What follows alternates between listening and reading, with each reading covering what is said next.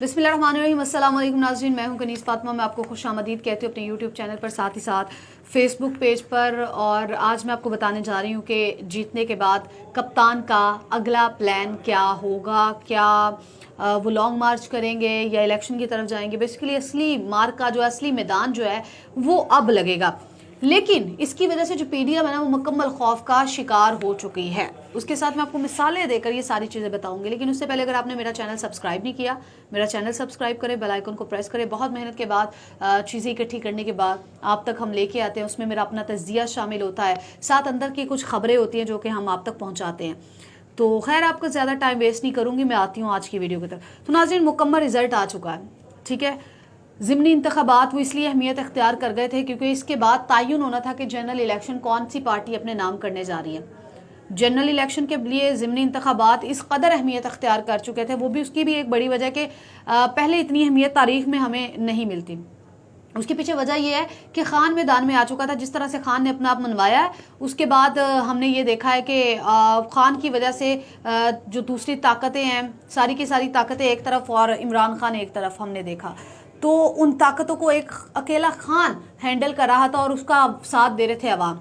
इस वजह से ज़िमनी इंतखाबात इस कदर अहमियत अख्तियार कर गए थे। खैर, इससे फिर चूंकि एक बेस बननी थी जनरल इलेक्शन की और पता चलना था कि कौन सी पार्टी जो है वो जनरल इलेक्शन को विन करेगी, तो ज़िमनी इंतखाबात का नतीजा मुकम्मल तौर पर आ चुका है, रिजल्ट आ चुका है। और उसके बाद ये तयन हो चुका है कि ये जनरल इलेक्शन जो है वो भी खान जीतेगा। जो 2/3 मेजॉरिटी की बात हो रही थी ना, वो हमने ज़िमनी इंतखाबात में उसका एक छोटा सा हिस्सा देखा है। 2/3 मेजॉरिटी के साथ खान ने कहा था कि मैं वापस आऊँगा अवामी ताकत के साथ। तो खान ने झूठ नहीं बोला था।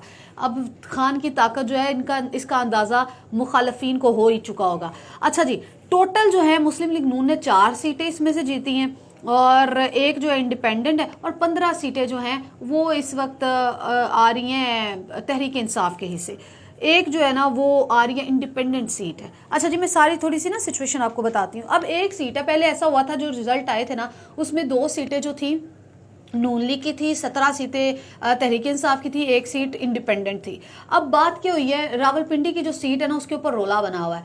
रावलपिंडी के अंदर क्या हुआ है कि तकरीबन 4,000 वोटों से पीटीआई जो थी ना वो लीड करती हुई दिखाई दे रही थी। लेकिन अचानक से क्या हुआ कि सिस्टम बैठ गया। सिस्टम बैठने के बाद हमने देखा कि बहुत कम मार्जिन से नून लीग लीड कर रही थी और तकरीबन ये 50 वोटों की लीड है। सिर्फ 50 वोटों से नून लीग लीड कर रही। लेकिन अब ये मार्जिन 4,000 का किस तरह से कवर हुआ सिस्टम बैठने के दौरान, ये अब बहुत बड़ा इसके ऊपर ना सवालिया निशान उठ रहा है। अब देखना है। खैर, लेकिन मैं आपको ये बता दूं कि तकरीबन 4 से 5,000 के वोट्स जो थे ना, ये एक बहुत बड़ी बात होती है। सिस्टम बैठ गया, फिर उसके बाद नून लीग जो है वो आगे हो गई।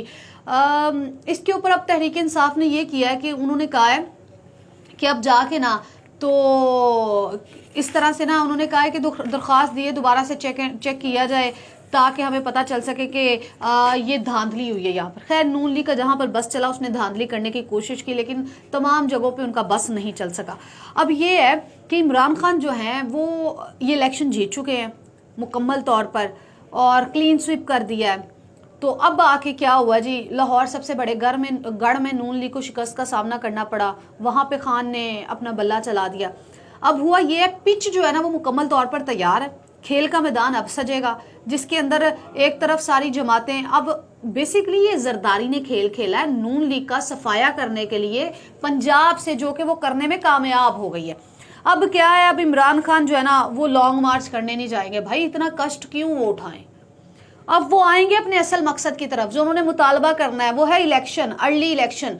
अब सिर्फ चूंकि शहबाज शरीफ साहब सिर्फ इस्लामाबाद के वजीर आजम है, इस वजह से वो देखेंगे कि हमारे तो सूबों में कोई है नहीं। अब सारी जमातें मिलकर उनको ब्लेम कर रही हैं। मौलाना फजल रहमान साहब, जरदारी साहब, उनके टेलीफोनिक राबता हुआ। मौलाना फजल रहमान साहब ने कहा तो मैं तो पहले ही हक में ही नहीं था हुकूमत लेने के। अब इतने गंदे होने के बाद इन्होंने हुकूमत ली। अब आके जो इनकी इत्तेहादी जमातें जिनकी सपोर्ट के साथ ये हुकूमत खड़ी थी, जिनको ये कहीं शॉर्ट के बैसाखियों पे ये खड़ी थी, अब आके उनकी सपोर्ट खत्म हो चुकी है। वो भी अब कह रहे हैं कि जनरल इलेक्शन।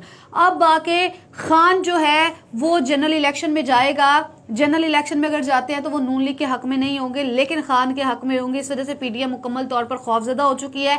लेकिन दूसरी जानिब कप्तान जो है उसने तैयारियां मुकम्मल कर ली हैं, एक बार फिर उसने वजीर आजम हाउस में जाने के लिए, और इसी हवाले से पंजाब पुलिस को अलर्ट करने का कह दिया। इस गवर्नमेंट ने इम्पोर्टेड हुकूमत नहीं, यानी कि जो मुसल्लत की गई थी अवाम की ताकत ने, ये वाजे कर दिया कि जिसको मर्जी मुसल्लत कर दो, जहां पर अवाम निकलते हैं ना वहां पर सब कुछ खाक हो जाता है। तो ये हमने अमनी मुजाहरा इसका देख लिया। अब हर तरफ से माफिया तलाफियों का अमल शुरू हो चुका है।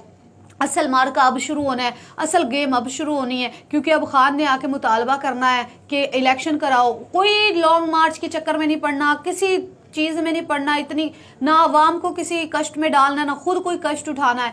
लेकिन अब आके जनरल इलेक्शन होने जा रहे हैं। अहम तैनाती से पहले पहले ये जनरल इलेक्शन हो जाएंगे, ये मैं आपको कह रही हूँ। जनरल इलेक्शन 2022 जो है वो जनरल इलेक्शन का साल है। जी हाँ, तो जो कह रहे थे कि 2023 में जनरल इलेक्शन होंगे, ये हुकूमत अपना वक्त पूरा करेगी, ऐसा कुछ नहीं होने जा रहा। लेकिन एक चीज़ है, वो ये है कि नून लीग ने इतनी आसानी से हार मान कैसे ली है। इसके लिए मैं एक अलहदा से वीडियो बनाऊंगी आपके लिए, उसमें मैं आपको डिटेल बताऊंगी कि अब नून लीग अंदर खाते में क्या प्लान बना रही है, उनका प्लान बी क्या है। तो नाज़रीन, मैं उम्मीद करती हूँ आपको मेरी ये वीडियो पसंद आई होगी। अपना बहुत ज़्यादा ख्याल रखिएगा। मुझे इजाज़त दीजिए। अल्लाह।